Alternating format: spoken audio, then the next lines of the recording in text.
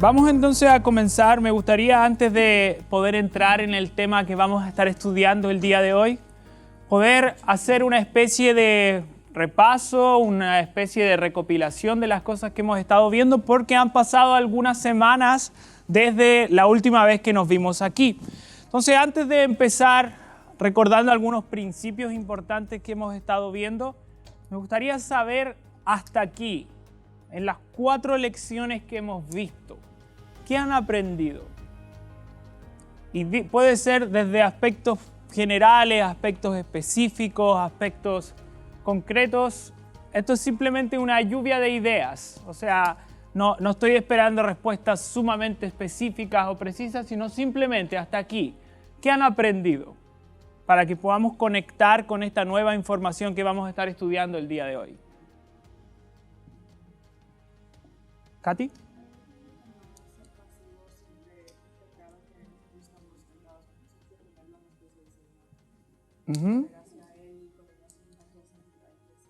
Perfecto. Primera idea, no ser pasivo frente al pecado, sino que llevarlo a los pies de Cristo activamente. Excelente, Katy. ¿Qué más, Emma? Ajá.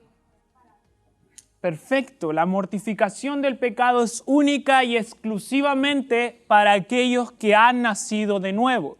¿Por qué? Porque quienes no han nacido de nuevo son esclavos del pecado. Por lo tanto, no tienen nada contra qué luchar. No tienen las herramientas del Espíritu para poder pelear contra el pecado. Entonces, la mortificación es simplemente una tarea que incumbe a aquellos que tienen nueva vida en el Espíritu. ¿Eddie?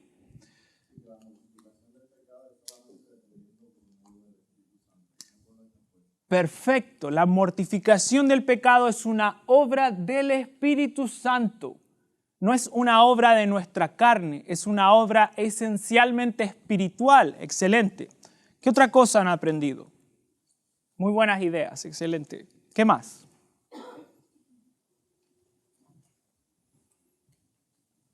Mardoqueo, ¿tú habías levantado la mano? ¿Sí?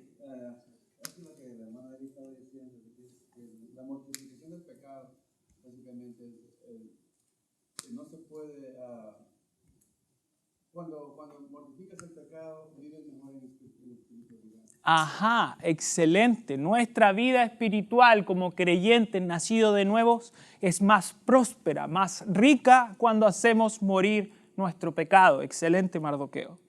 ¿Qué más? ¿Qué otras cosas le recuerdan de algunas otras lecciones que hayamos visto?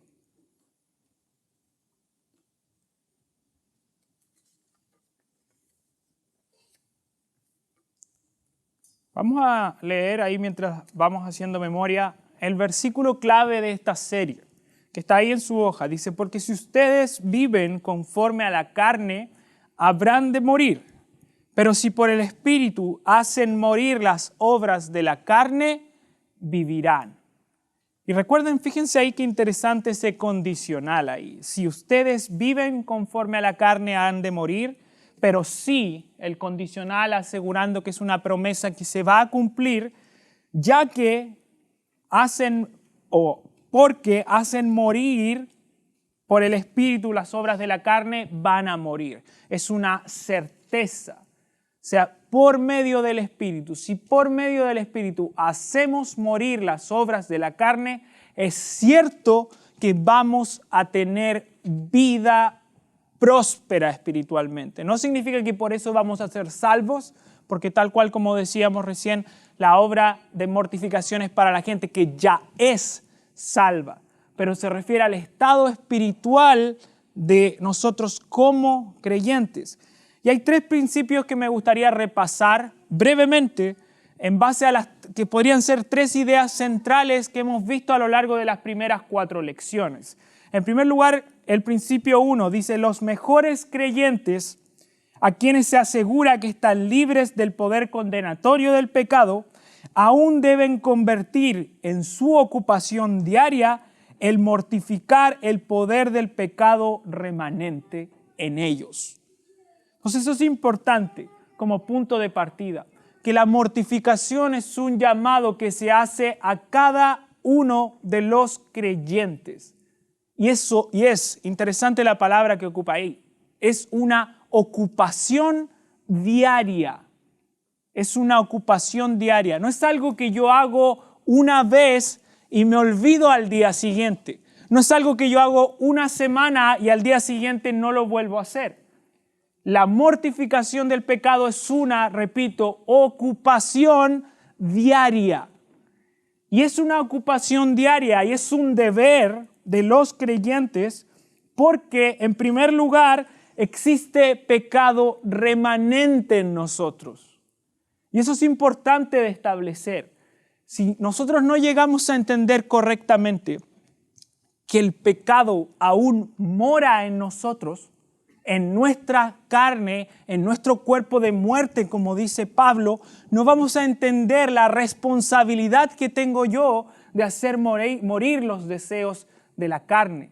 Es cierto que hemos nacido de nuevo, que tenemos vida espiritual, pero aún vivimos en un cuerpo caído, con una naturaleza adánica, con una naturaleza que representa al viejo hombre. Nosotros hemos nacido de nuevo, sí, tenemos vida espiritual con Cristo, somos nuevas criaturas, pero moramos, residimos en un cuerpo con una naturaleza caída. Y esa naturaleza caída fue heredada después de la caída. Es bien interesante cómo en el Génesis 1 y Génesis 2, Dios dice que creó al hombre a su imagen y semejanza.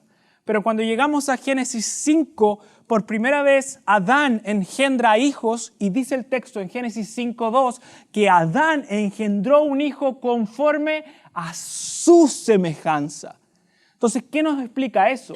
Nos dice que en el momento en que Adán cayó y tuvo hijos después de la caída, Adán le heredó su imagen caída a su descendencia. Y desde ahí, imaginen un árbol genealógico, desde ahí hacia abajo, desde Adán que cayó, todos los seres humanos heredan esa misma naturaleza a través de su reproducción, a través de su multiplicación. Entonces, cada uno de los que estamos aquí tenemos una herencia adánica, pero nosotros, quienes hemos sido redimidos por Cristo, tenemos la esperanza que Dios va a restaurar, que Dios va a rehacer nuestros cuerpos. Entonces vivimos, imagínense que estamos viviendo entre dos periodos.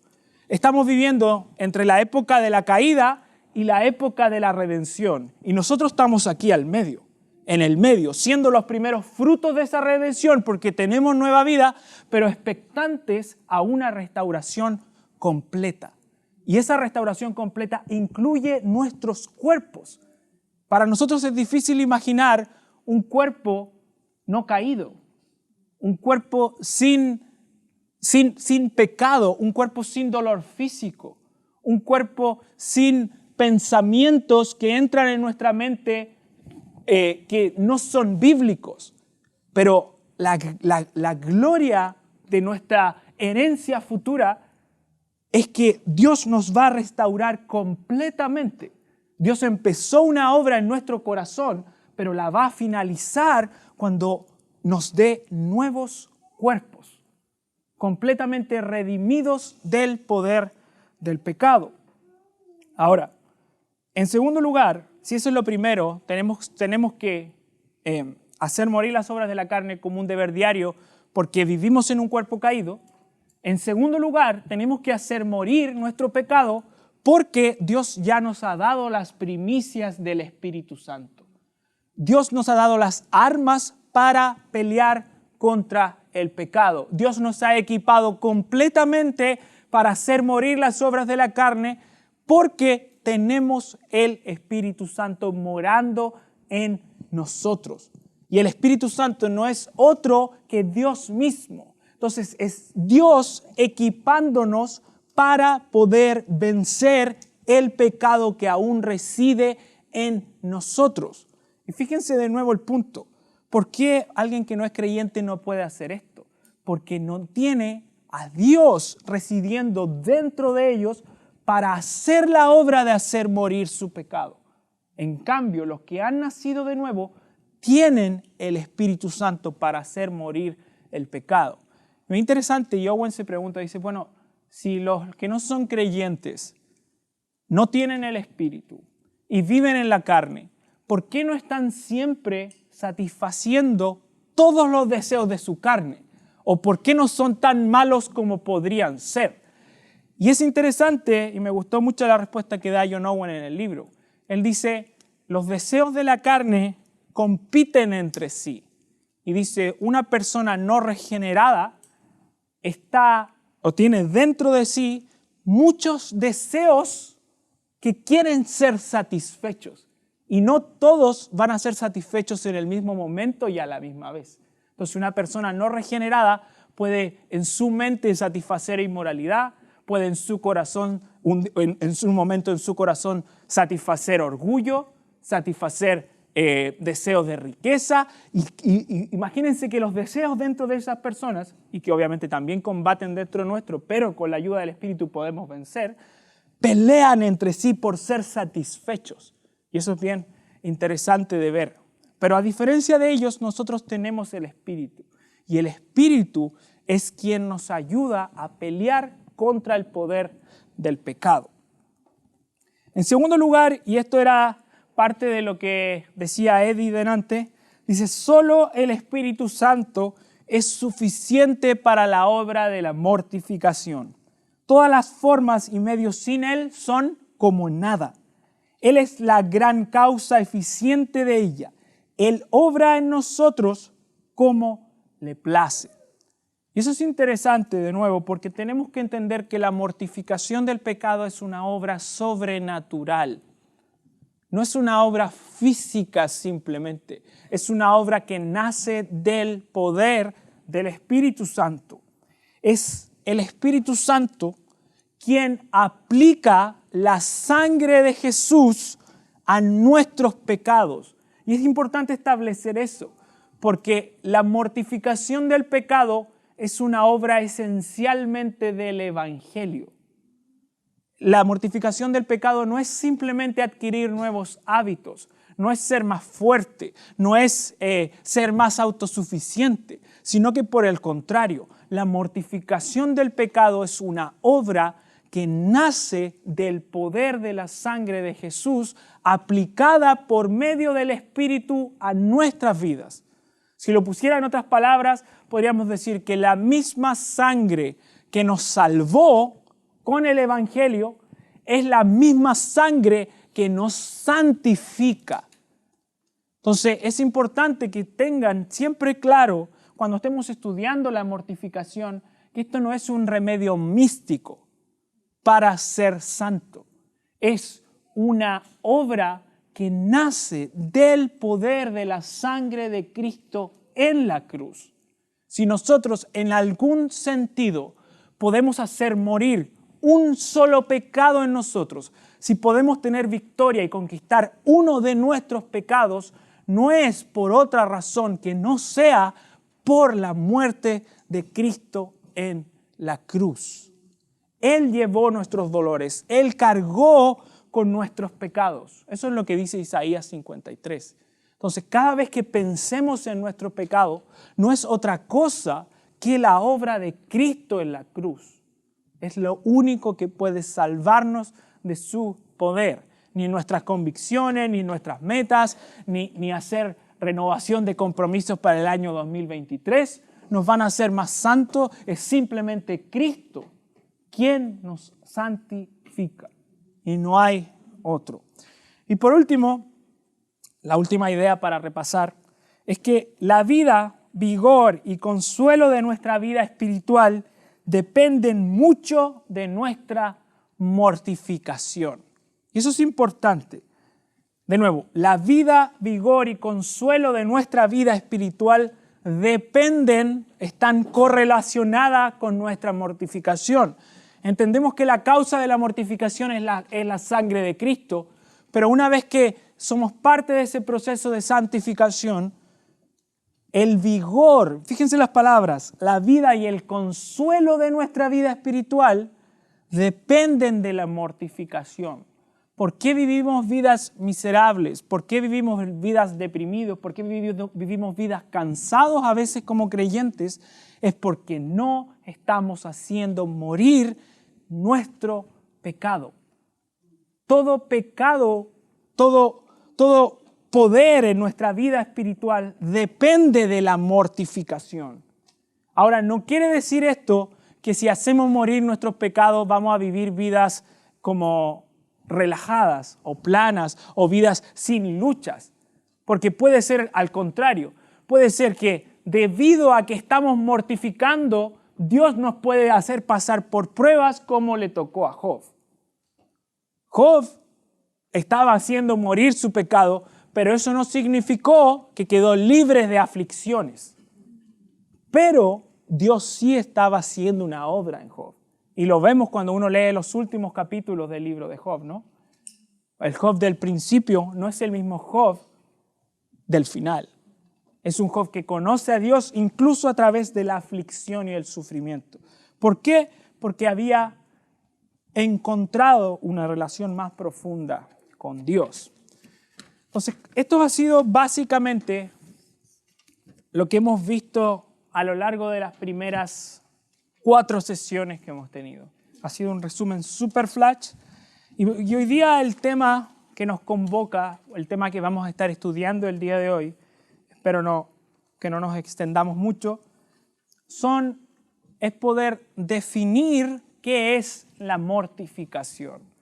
En algún sentido este estudio va a ser un tanto repetitivo o van a haber ideas que van a ser recursivas, volviendo sobre sí mismas. Y el día de hoy vamos a estudiar 2 cosas básicamente. 1, lo que no es la mortificación y 2, lo que sí es la mortificación. Entonces, a veces es súper útil para entender algo, primero definir lo que no es y luego definir lo que es, y eso nos va a ayudar a tener un panorama un poco más claro. Entonces vamos y pueden dar vuelta a su hoja, dice ahí el punto 1, lo que no es la mortificación. Y fíjense primero, la primera idea que aparece ahí, dice lo que no es la mortificación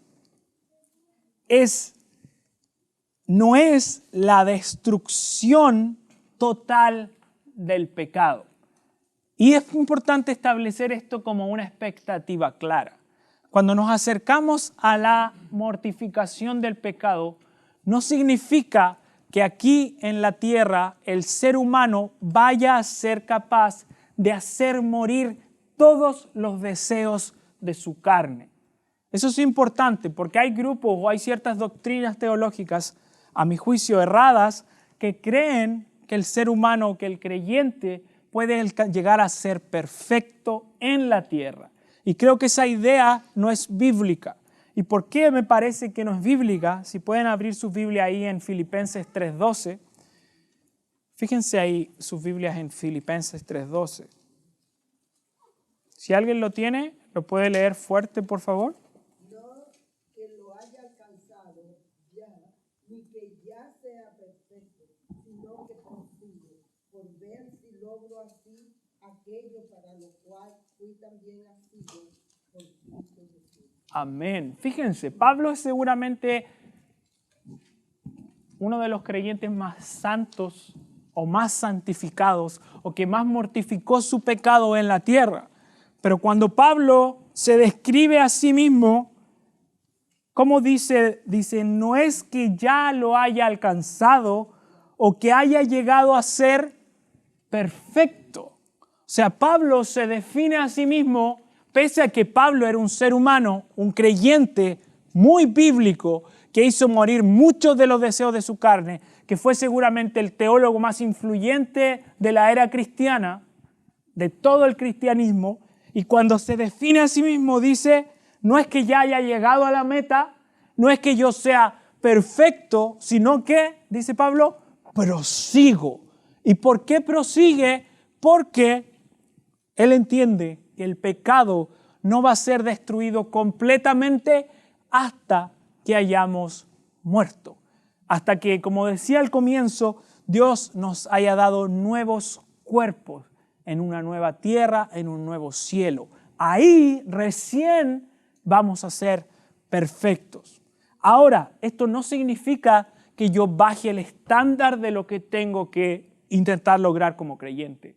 Porque está literal en la Escritura que dice, sed pues perfecto como vuestro Padre es perfecto. Entonces, el estándar es Dios. Por lo tanto, nunca puedes creer en tu vida espiritual que ya llegaste al punto de madurez. Porque el estándar es Dios. Pero lo interesante de nosotros los seres humanos es que cuando queremos compararnos con alguien, nuestra primera reacción es compararnos con alguien que está un poquito más abajo que nosotros. Entonces, si yo me quiero comparar, mire, yo digo, miro al de al lado y digo, mira, yo leo la Biblia todos los días, no como Juan Carlos. No, pero no es que tú eres Juan Carlos. Pero... no, yo sé que sí. Yo soy mejor que el vecino. Como, mira, yo le soy fiel a mi esposa, no como el vecino ahí que veo que lo estoy mirando hacia allá.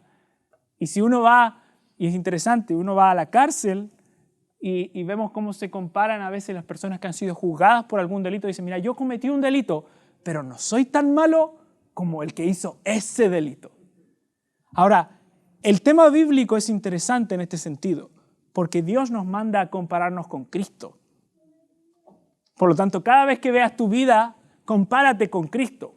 Y ahí te vas a ver que tienes mucho aún y tenemos mucho por alcanzar, mucho por hacer. Nunca vamos a poder sentirnos satisfechos en ese sentido, pero sí contentos con lo que Dios puede estar haciendo. Ahora, en segundo lugar, la mortificación, ya dijimos, no es la destrucción total del pecado, pero la mortificación tampoco es una obra que sea simplemente externa.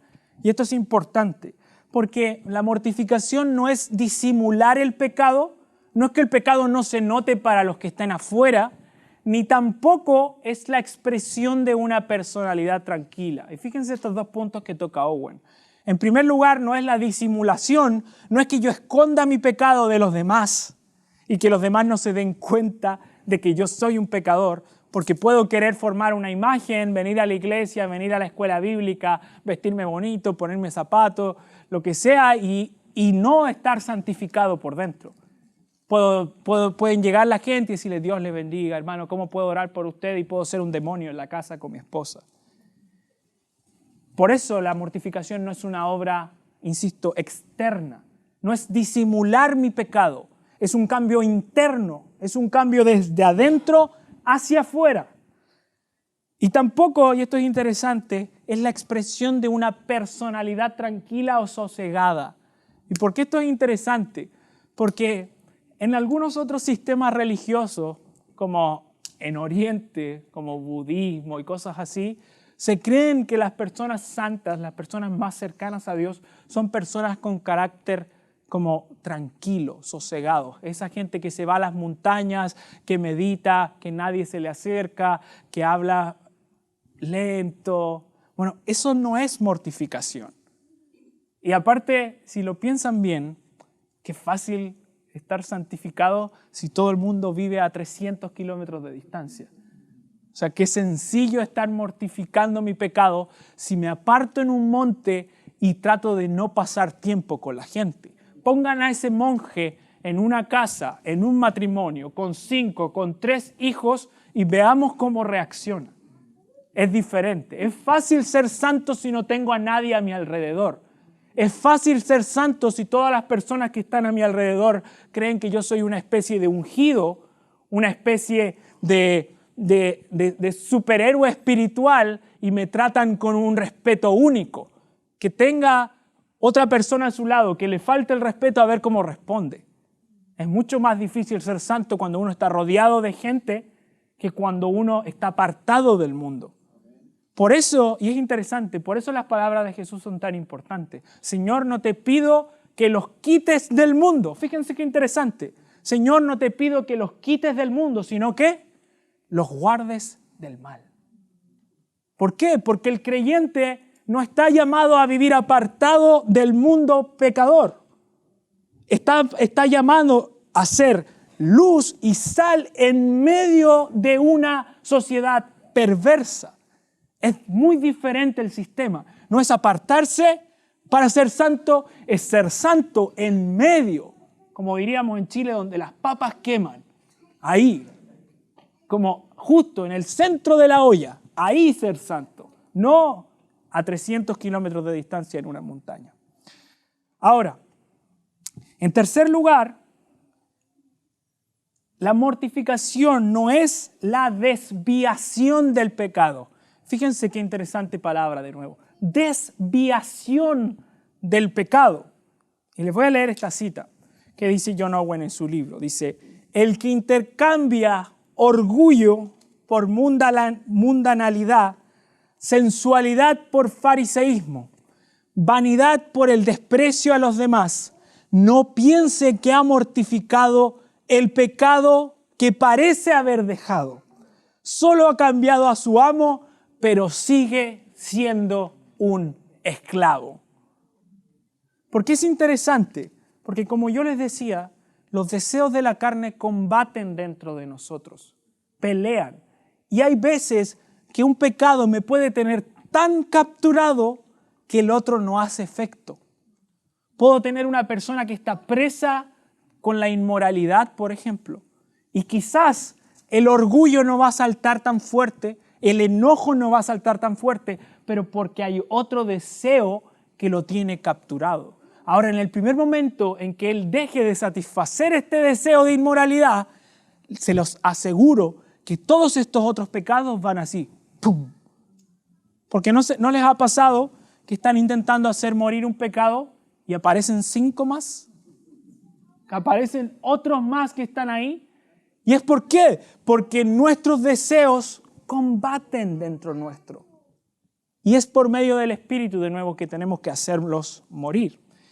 Ahora, en último lugar, de lo que no es la mortificación, pues ahí, la mortificación no es la conquista ocasional del pecado. No es la conquista ocasional si el pecado surge repentinamente, todos lo ven y yo logro conquistarlo, pero a la semana siguiente no me doy cuenta y caigo. Eso no es mortificación. Y tampoco es mortificación si hago morir mi pecado en tiempos de aflicción. Y esto es importante. ¿Por qué digo esto? Porque el ser humano, cuando se encuentra en una situación de peligro, podríamos decir alguna enfermedad, algo que esté pasando, algún dolor, alguna aflicción, su primera reacción es decir, nos sale nuestra teología católica, y decimos, ¿qué hice? ¿Qué pecado tengo que poner ahí para que Dios, como qué penitencia tengo que hacer? A eso me refiero con teología católica. ¿Qué penitencia tengo que hacer para que Dios quite ese mal delante de mí? Y uno lo ve, por ejemplo, en el Salmo 78 que puse ahí, está en negrita, dice, cuando los hería de muerte, Dios hablando de Israel, entonces lo buscaban. O si uno ve el libro de Jueces, por ejemplo, Dios castigaba a Israel y ¿qué hacía Israel? Vuelta a buscar a Dios. Pero eso no es mortificar en sí mismo, porque el tiempo de aflicción quizás nos puede llevar a orar, a buscar a Dios, pero no con un deseo de mortificar nuestro pecado, sino que con un deseo de aliviar nuestra aflicción. Y eso no es mortificar, eso es simplemente querer gratificar nuestra propia situación, mejorar el estado en el que estábamos. Ahora, hasta aquí, dudas, preguntas. Yo sé que voy un poquito rápido, pero habían 2 capítulos que cubrir. Dudas, consultas, preguntas, comentarios. Algo que iba a comentar que quizás con lo de la expresión, el mortificar el pecado tampoco es suprimir las emociones. Por ejemplo, eso lo hacen los budistas, como ellos sienten un deseo de hacer algo, de tener algo, de alcanzar algo y se suprimen, o en un sentido quieren como, y el punto no es tanto eso, sino el punto es llevar cautivo nuestros deseos, nuestras emociones, filtrarlos con la palabra de Dios y decir, Señor, purifica mis intenciones, purifica mis afectos, mis deseos para tu gloria, pero no es suprimirlos, sino que es orar al Señor y decir, Señor, quiero llevarlo en oración al Señor. Lo que puedo es esto que trae gloria y va a ser de edificación para la iglesia, para mi vida, para mis hermanos, lo que sea. Entonces, como filtrarlo con la palabra, también se puede parecer como multiplicar el pecado, suprimir todas las emociones, no tener gozo de nada, sino que es gozarnos en el Señor y obviamente seguir adelante con Él, purificando nuestros defectos. Amén. Lo que dice Jensel es súper importante, ¿verdad? Súper importante. Porque no es, como dice Jen, no es un estado zen, no es un estado estoico de no sentir nada. A veces la mortificación y la santificación se puede ver con usted de rodillas llorando al Señor desconsoladamente porque lo necesita. La santificación puede lucir así, no va a lucir, como dice Jensel, como un no sentir nada, sino que al contrario, sentir mucho, pero en la dirección correcta. Porque si uno lee los salmos, por ejemplo, uno se encuentra que tenemos salmistas que realmente están pasando procesos de aflicción. Salmistas que realmente están pasando procesos que uno podría definir que hasta parecen procesos un poco depresivos, como dentro de los salmistas. Pero el salmista, ¿qué hace? Conduce esa emoción, como dice Jensel, y la lleva a Dios. Porque obviamente, ¿quién puede sanar nuestra aflicción? ¿Quién puede cargar con nuestros dolores mejor que Dios y Cristo? Por medio del poder del Espíritu. Ok, Mardoqueo, ¿ibas a decir algo? Sí, iba a hacer un comentario de que cuando leí esta parte de la comparación de la mortificación del pecado, comparada diariamente tenemos que mortificar el pecado. Y la comparación que da con un jardín, con una planta, que la maleza va cada día va perdiendo la planta, se la va cubriendo y viene, digamos, del jardín, viene mi esposa, digamos, y va y quita la maleza y toda cosa, viene a ser como una mortificación, pero así hacer pecado diario, y por eso la importancia que dice nuestro caminar ordinario con Dios. Ajá, el común, excelente. Qué buen punto también el que toca Mardoqueo también. Qué buena metáfora en verdad que ocupa John Owen. Nuestro pecado, nuestra vida espiritual como un jardín. Y fíjense, como decía al principio, no me acuerdo quién decía que la mortificación del pecado no es una obra pasiva, Katy decía. No es una obra pasiva, sino que es una obra activa. Porque si yo en un jardín no hago nada, ¿qué va a pasar? Va a crecer maleza. Y de igual manera en nuestro corazón, si yo soy pasivo en mi vida espiritual, las obras de la carne, como la maleza, van a crecer. Por eso, como decía Mardoqueo, la limpieza de nuestro jardín espiritual es una obra activa, es diaria, porque cada momento que yo no estoy mortificando mi pecado, mi carne está aflorando. Y eso es importante de tener en cuenta. Entonces, pasamos, página siguiente. Lo que sí es la mortificación, al fin. Me quedan 10 minutos. Ahora sí que sí, lo que sí. Primero, la mortificación es el debilitamiento habitual del pecado. Y fíjense qué interesante. La mortificación es el debilitamiento habitual del pecado. En Gálatas 5:24, en 2 Corintios 4:16, en Romanos 6:7, se compara nuestro pecado, nuestra carne, con un hombre crucificado. Y eso es interesante. Los deseos, dice literalmente Pablo, que nuestro viejo hombre ha sido crucificado con Cristo, que los deseos de nuestra carne han ido a la cruz. Y fíjense qué interesante imagen está utilizando Pablo. Porque Pablo está diciendo, y esto es importante como tenerlo en cuenta, que aquí en la cruz, soy pésimo dibujando, pero ya vamos a decir, aquí en la cruz está el viejo hombre. Aquí está nuestra carne, nuestra vieja naturaleza está ahí en la cruz. Creo que parece cruz. Pero, ocupen su imaginación, ¿vale? Harta van a necesitar si yo sigo haciendo dibujos, pero ocúpenla. Imagínense esta imagen. Parece que el dibujo más distrae que ayuda, pero clases de dibujo, próximo semestre. El viejo hombre ha sido crucificado. Y miren que de nuevo, qué interesante metáfora es la que Pablo está usando y la que Dios está comunicando en su palabra. Nuestra carne está crucificada. Ahora, la crucifixión es una muerte lenta. Eso es lo primero. La crucifixión es una muerte lenta. Segundo, la crucifixión es una obra donde la persona condenada a muerte tiene posibilidad aún de expresarse. Lo vemos cuando crucifican a Jesús.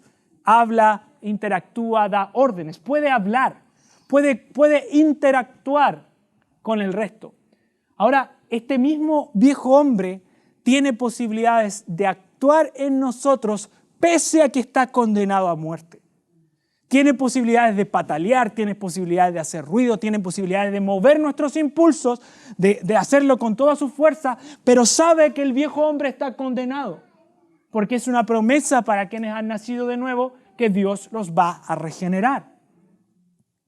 Ahora, ese viejo hombre, al igual que un crucificado, debe irse debilitando gradualmente. Y esa es la metáfora. Gradualmente tiene que ir perdiendo su poder. Y es una obra 100% divina, pero es una obra que a la misma vez es 100% humana. Dios hace la obra por medio del Espíritu, pero nosotros somos responsables de llevar a cabo esa obra por nuestra voluntad y por lo que el Espíritu hace en nosotros. Y por eso es literal, Pablo dice, Dios provoca en vosotros tanto el querer como el hacer. Y es de nuevo, ¿qué es mortificar el pecado? Es debilitar al viejo hombre con sus deseos. Hacerlo más débil. Y les leo la cita que hay acá. Dice, lo primero entonces en la mortificación es el debilitamiento de este hábito de pecado o concupiscencia, de modo que esa violencia, seriedad, frecuencia no se levante, conciba, disturbe, provoque, incite o inquiete como naturalmente es propenso a hacer. Alguien que está haciendo morir, por ejemplo, el pecado del enojo y que ha logrado tener conquistas sobre ese pecado, quizás puede ver hacia el pasado y puede decir, esta situación hace 5 años atrás me hubiese hecho estallar.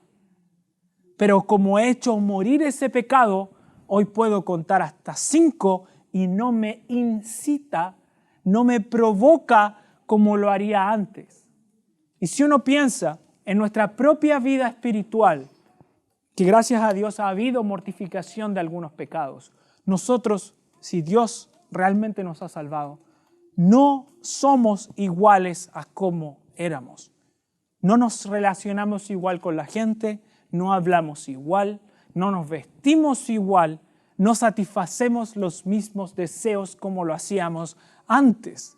¿Por qué? Porque Dios, por medio de su Espíritu, está debilitando la tendencia de nuestra carne. Y eso es lo primero que es la mortificación. Debilitar al viejo hombre que ha sido crucificado con Cristo. En segundo lugar, la mortificación es una lucha constante contra el pecado. Y esto es importante de tener en cuenta. Mortificar el pecado es una obra, de nuevo, voy a volver a lo que decía Katy, activa. No es algo que hago una vez, es algo que hago diariamente. Es una lucha constante. Y ahora, como es una lucha constante contra el pecado, yo tengo que ser responsable de hacer morir diariamente mi pecado. Como es una lucha constante, debo en algún sentido entender contra qué estoy luchando. O si quieren ocupar una palabra más precisa, es contra quién estoy peleando. Y cuando uno observa contra quién estás peleando, yo podría pasarles un espejo. Y mírense, ¿contra quién están peleando? Yo mismo.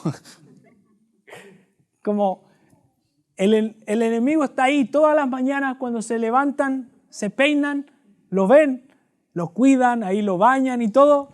Lo miran, ahí está el enemigo. Ahí mismo. Y usted dice, ¿cuál? Que no lo veo. Ahí, el mismo, de lentes, con traje, con camisa, ahí de frente al espejo. Ahí está el enemigo contra el que combatimos. Y a veces esto es importante de entender, porque en algunos círculos cristianos se sobreenfatiza el poder que Satanás tiene como nuestro enemigo. Y muchas veces el enemigo más frecuente que vamos a tener, más frecuente, voy a ser yo mismo. Muchas veces nosotros decimos, oh, Satanás hizo esto. Y Satanás dice, ¿yo dónde? ¿Cómo yo no fui. Como más encima me echan la culpa, yo sé que soy malo, pero esta vez yo no tuve nada que ver. Entonces, muchas veces, insisto, el enemigo somos nosotros mismos. Y queremos echar la culpa a un tercero, pero el enemigo está ahí, pum, adentro, en la raíz de nuestra carne, de nuestro propio pecado. Y esto es importante, porque si el enemigo está ahí, y está ahí contigo 24/7, debes conocer al enemigo. Si tú no conoces cómo tu carne opera, vas a ser tan negligente como un general que va a la guerra sin conocer a su enemigo.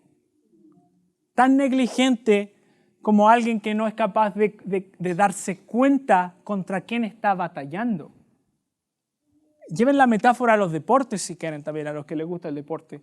Una de las cosas que hacen los directores técnicos es evaluar al contrario. ¿Por qué? Porque tengo que saber contra quién me enfrento.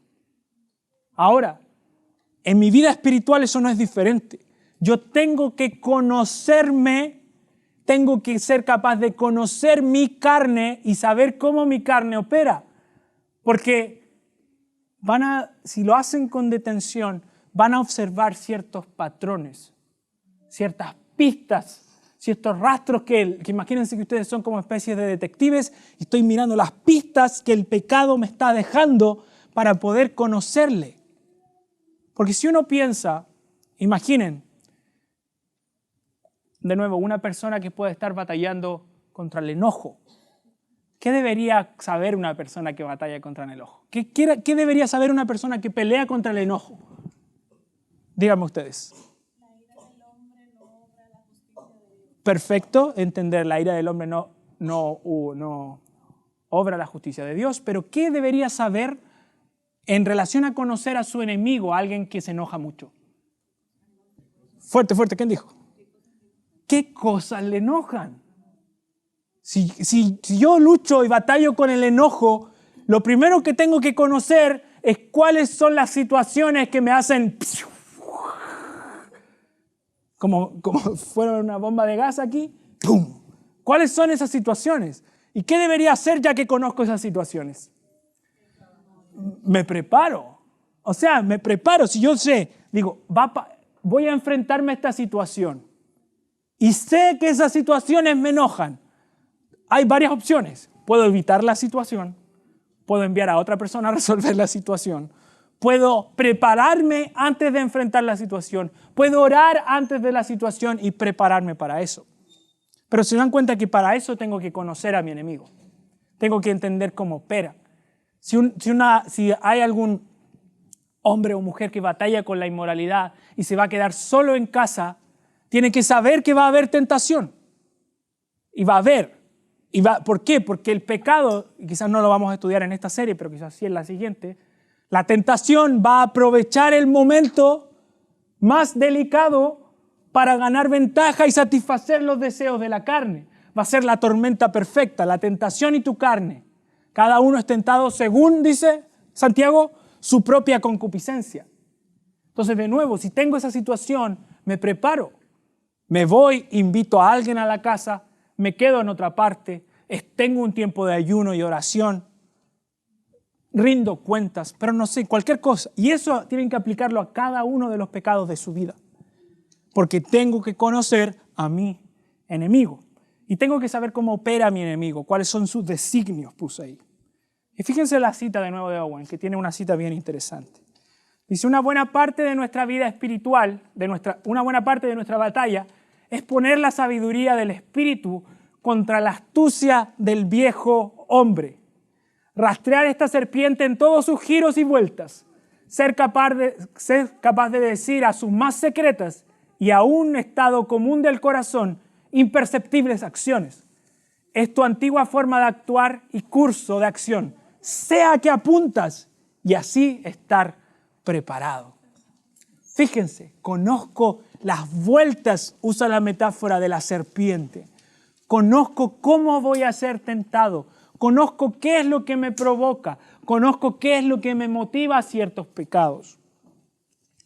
Ahora, y por último, y con esto termino, la mortificación es un triunfo frecuente sobre el pecado. Entonces, y esa es la tercera idea. Dijimos, la mortificación es el debilitamiento habitual del pecado. La mortificación es una lucha constante contra el pecado, pero la mortificación también es un triunfo sobre ciertos pecados. No hay mortificación sin tiempos de victoria, sin tiempos de conquista sobre mi pecado. Y dice aquí, un pecado es mortificado cuando la concupiscencia es debilitada en la raíz y principio, tal que sus movimientos y acciones son menos y más débiles que antes, de modo que no son capaces de dificultar el deber ni interrumpir la paz del hombre. Y fíjense qué interesante de nuevo la frase. Me encanta el lenguaje que ocupa John Owen. Pero hay veces que el pecado es tan fuerte en nosotros que nos quita nuestra paz, que altera nuestra rutina. Han pasado por esa circunstancia donde el pecado parece angustiarte tanto que ya no puedes seguir haciendo lo que estabas haciendo. Donde el pecado parece ser tan fuerte que quita tu paz. No puedes seguir el curso normal. Por eso la mortificación es cuando ese pecado es debilitado y no es capaz de interrumpir ni dificultar el deber y la paz que tienes con Dios. Dice, también el pecado es mortificado en cierta medida considerable cuando el hombre puede, en un quieto y sereno estado del espíritu, descubrir y luchar contra el pecado y obtener triunfo contra él. De nuevo, el pecado, o sea, la mortificación del pecado no es que no vamos a pelear. La mortificación del pecado es que vamos a pelear, literalmente. No es la negación de que va a haber una batalla, es que va a haber una batalla porque hay mortificación, porque hay dos fuerzas que están peleando entre sí. Los deseos de la carne son contra el espíritu. Está literal, ¿no? Y eso es lo que va a pasar dentro nuestro. Va a haber una lucha. Esos mismos momentos en que usted puede estar quizá, y yo digo porque me pasa a mí, que estoy estudiando, estoy leyendo mi Biblia, estoy orando y entra un pensamiento incorrecto, de cualquier naturaleza. Entra un pensamiento incorrecto, un pensamiento equivocado. Mortificarlo es tomar ese pensamiento que acaba de entrar en mi cabeza, ¡pum!, agarrarlo y sujeto a la ley de Cristo. Como yo me digo a mí mismo, eso no es correcto. Eso no es bíblico. Lo que estás pensando en ese momento no es lo que Dios dice en su palabra.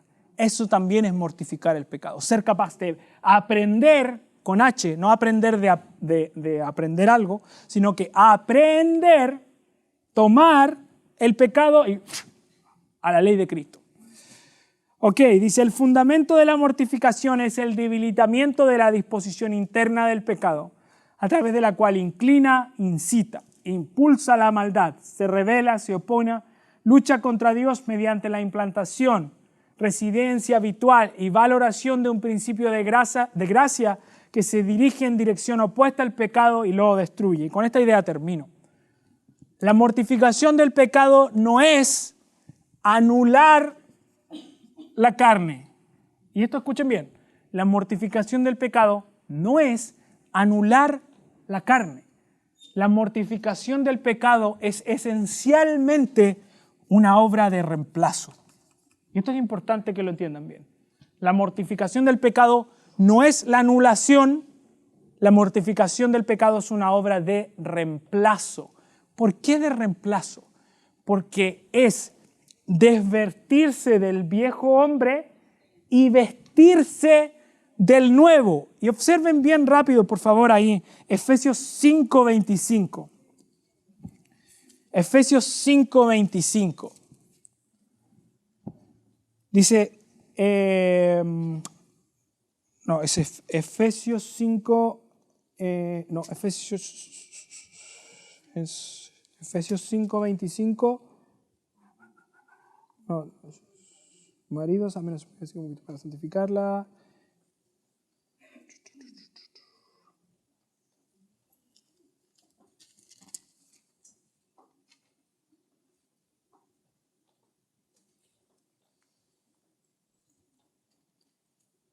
Dame un segundo que coloqué mal la cita.